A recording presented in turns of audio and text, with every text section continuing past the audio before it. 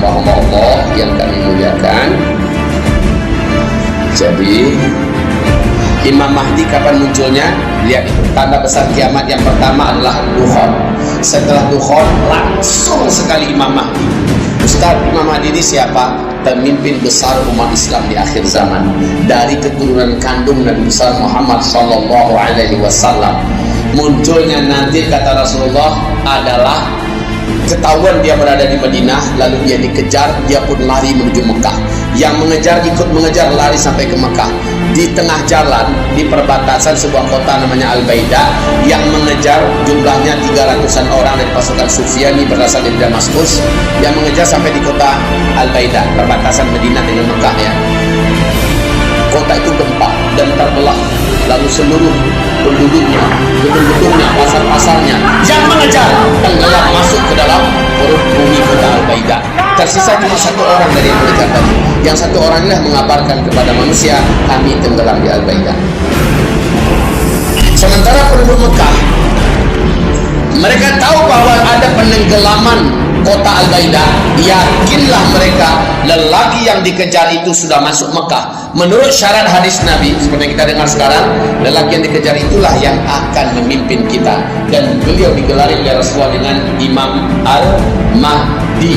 Rasulullah bersabda, nama aslinya sama dengan nama saya, dan nama ayahnya sama dengan nama ayah saya. Dia mirip dengan saya di segi akhlak, tapi tidak mirip dengan saya di segi rupa dan wajah. Jadi segi akhlak mirip dengan Rasulullah, tapi di segi rupa dan wajah nggak mirip. Kalau Rasul kulitnya putih bersih, kalau beliau kulitnya gelap dan cenderung pada hitam. Kalau Rasulullah Sallallahu Alaihi Wasallam memiliki wajah yang sangat rupawan, kalau ini wajahnya sederhana, standar umum.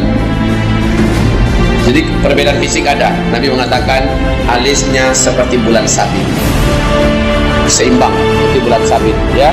Kemudian di sini antara ujung alis dengan ujung alisnya ini ada beberapa bulu yang tumbuh, seolah alisnya itu bersambung seolah-olah.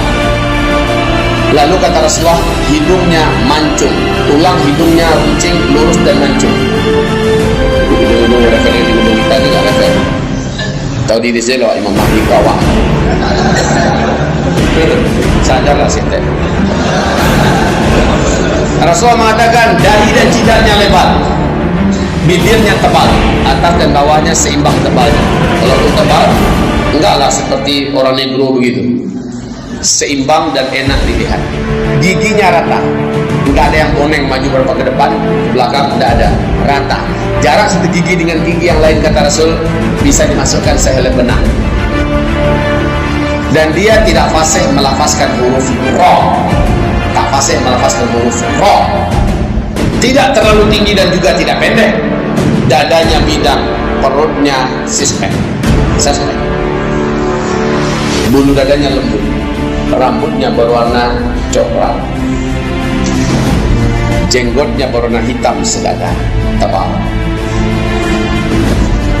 Rasulullah SAW menyebutkan ciri-ciri fisik itu. Dia nanti disumpah dan dibaiat paksa di depan Ka'bah. Dia menolak, bukan saya, tapi dipaksa oleh para alim ulama yang sudah berkumpul tanpa ada perjanjian sebelumnya. Mereka berkumpul karena melihat syarat-syaratnya ada pada laki-laki ini, ditangkap oleh laki-laki ini. Kamulah yang akan memimpin kami, kamu pasti yang menjadi Al-Mahdi bagi kami. Tidak, katanya, lepaskan saya, kalian salah orang, cari yang lain, bukan saya. Akhirnya didesak, terjadilah perdebatan karena telah tersebut Allah orangnya jujur katanya. Tanya nasabnya, memangnya kepada Hasan bin Ali bin Abi Thalib. Umurnya ditanya, pas usia 40 tahun. Usia 40 tahun. Ciri-ciri fisik yang diceritakan Nabi ada pada dia. Al-Baida sudah tenggelam, maka pasti kamu orangnya. Kamu datang dari mana? Dari Madinah, kan? Tidak beruntung. Dia datang dari Madinah. Bagaimana mau berdusta? Kata Rasulullah, akhlaknya sama dengan akhlak saya. Nabi itu tidak berdusta dong. Yang ngaku-ngaku Imam Mahdi selama ini itu tuyul tuh. Belum apa-apa udah nyebarkan nomor rekening. Yang mau dibaiat mari sini. Satu kali kita baiat sekian. Imam Mahdi yang sebenarnya nggak mau ngaku-ngaku dan bahkan menolak ketika dipaksa untuk disumpah di baiat, nggak mau. Tapi dia punya ilmu tentang agama, ilmu tentang fikih, ilmu tentang syariat. Dia punya ilmu karena hidupnya dari kecil bergelimbang ilmu dengan para alim ulama. Akhlaknya mulia, ibadahnya kuat, tapi dia memang nggak ngerti masalah-masalah perang, masalah politik, masalah ekonomi, masalah bagaimana cara memperbaiki dunia, nggak ngerti. Makanya ketika diminta kepada beliau agar mau dibaiat memimpin umat Islam, beliau kuat menggelengnya. Jangan boleh, tolong jangan boleh, bukan nambo, pilihlah orang lain, carilah orang lain. Maka para ulama mengatakan tidak semua saran itu ada pada engkau. Tapi saya tak tahu apa-apa, saya nggak ngerti apa-apa. Pokoknya kami baiat, Allah yang akan membimbingmu, Allah yang akan menuntun kamu memimpin kami semua. Lalu terakhir kata-kata yang menakutkan bagi laki-laki yang soleh yang beriman ini, kata-kata para ulama itu dalam hadis sahih. Apa kata Nabi? Ulama ini berkata, jika seandainya engkau tidak mau kami baiat, engkau tidak mau memimpin kami, maka seluruh dosa orang-orang zalim di muka bumi ini yang mereka lakukan kepada Islam dan umat Islam, engkau yang tanggung. Kenapa saya? Kata Rasulullah, yang bisa menghentikan semua kezaliman mereka hanyalah engkau. Engkau menolak, engkau tidak mau, maka berarti engkau membiarkan mereka terus menzalimi Islam dan kaum muslimin. Serahkan tanganmu. Baru paman Nuang lelaki ini dan berkata, biarkan malam ini saya bermunajat kepada Allah. Saya mohon petunjuk dari Allah apa yang harus saya lakukan. Maka lanjut kata Rasulullah, fa aslahahullahu fi lailatin. Dalam satu malam itu Allah perbaiki kemampuannya, Allah upgrade kemampuannya dari nggak ngerti jadi ngerti, nggak tahu tentang seluk-beluk perang, Allah pahamkan dia langsung. Nggak mengerti bagaimana menyelesaikan masalah-masalah yang berat, besar, masalah ekonomi, masalah militer, masalah kepemimpinan, masalah-masalah kebobrokan moral, bencana-bencana alam, bagaimana mengatasinya, langsung oleh sang pemimpin itu tahu dia apa yang akan dilakukan.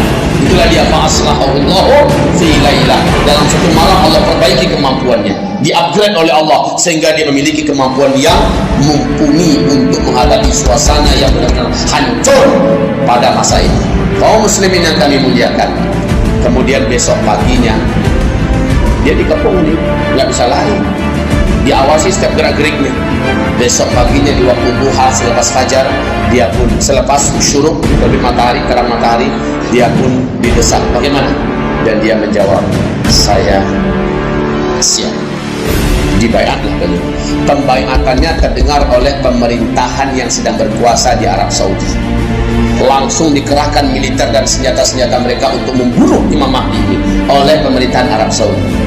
Ya, dikumpulkan semua kekuatannya. Padahal ketika itu pemerintah Arab Saudi sedang pecah, sedang berebutan kekuasaan. Tapi mereka sangat anti dan sangat benci kemunculan Al-Mahdi ini, karena mereka lihat inilah yang akan menghabisi kita. Dan betul, Rasul berkata, orang-orang beriman dengan cepat menyebar berita ini, maka berduyun-duyunlah orang beriman berbaiat kepadanya. Berduyun-duyun berbaiat. Bahkan yang dari Taif datang, yang dari Qutaibah datang, yang Qudaidah datang, yang dari mana-mana datang, bahkan yang dari Jeddah datang, dari Madinah datang, dari Yaman datang, dari Suriah datang, berbaiat berlomba-lomba, berbondong-bondong. Yang datang adalah orang beriman terbaik yang siap berjual beli dengan Allah menjadi bala tentara Imam Mahdi. Maka pasukan yang mampu dikalahkan, pasukan yang siap berjual beli dengan Allah, mereka berbaiat. Kalau pasukan diturunkan Rasulullah Imam Mahdi yang akan memimpin, maka mereka berbaiat, siap berjual beli dengan Allah Subhanahu Wa Taala. Maka ketika itu kata Rasulullah, dalam waktu yang cepat dan singkat kalian kalahkan seluruh Jazirah Arabia. Di bawah pimpinan Imam Mahdi, Jazirah Arabia dikembalikan kepada nama asli, yaitu Jazirah Arabia. Hilang yang namanya Uni Emirat Arab, hilang yang namanya Qatar, yang namanya Kuwait, Bahrain, kembali pada nama asli, Jazirah Arabia. Setelah kekuasaan ini menyatu padu dengan cepat, orang-orang beriman sudah muak melihat segala tingkah pola dan kezaliman para penguasa-penguasa yang sedang berkuasa. Sudah terdengar oleh mereka Imam Mahdi. Saya yakin Pekanbaru ini, ketika sampai berita itu kemari, saya yakin orang-orang terbaik dan yang beriman di antara bapak-bapak akan ada yang berusaha dengan apapun cara sampai ke sana. Saya yakin akan ada orang terbaik itu di antara bapak, saya tidak tahu siapa, akan sampai ke sana untuk berbaiat dan berjuang bersama beliau agar mendapatkan peluang masuk surga tanpa hisab. siapapun yang bergabung dengan Imam Mahdi berperang bersamanya sampai turunnya Nabi Isa, maka meninggal dia akan masuk surga tanpa hisab.